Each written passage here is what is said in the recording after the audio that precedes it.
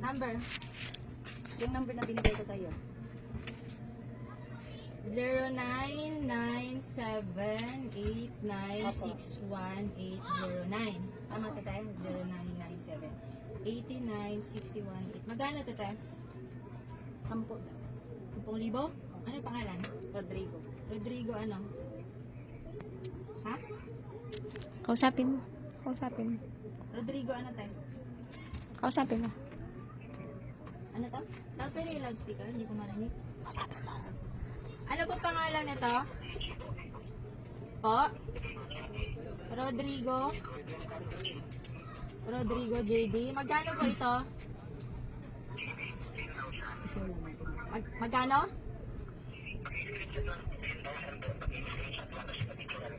Papicturan? O sige po. Bali, yung 1,000 po, 20 po yung bayad.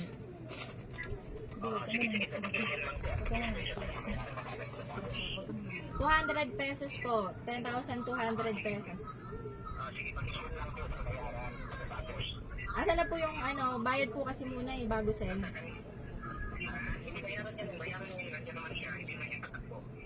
Sino po akin na pala bayad mo te.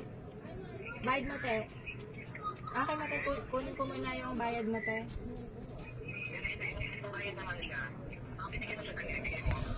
Sige, bali 10,200 pesos te ha.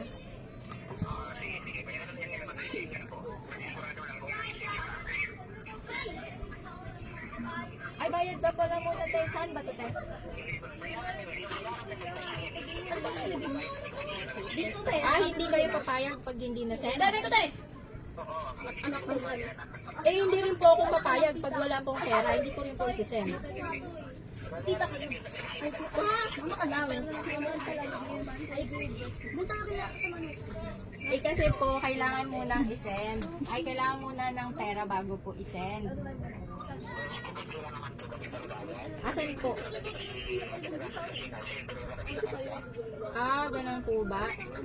Nandito lang naman po ako eh. Sisend ko na po. May laman naman po yung Gcash namin. Double check ko lang po yung number nyo. 0997-8961809. Rodrigo JD.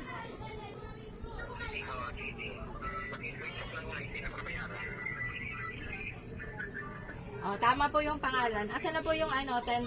Ano na lang po, 150 na lang yung charge. Hindi nga po ako magsisend sir pagka wala pong pera.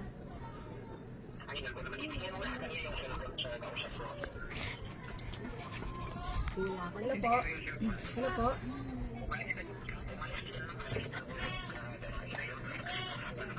Hindi kasi yan. Alam mo yung... Sir, dili kasi pwede pag ganun sir, kailangan bayad muna bago mo ano diyan. Inasan nga yung pera?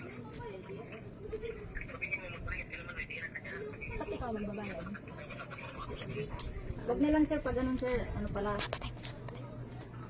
Hindi pala totoo yung sinasabi mo sir. Wag na lang sir. Kasi wala akong pera dito eh.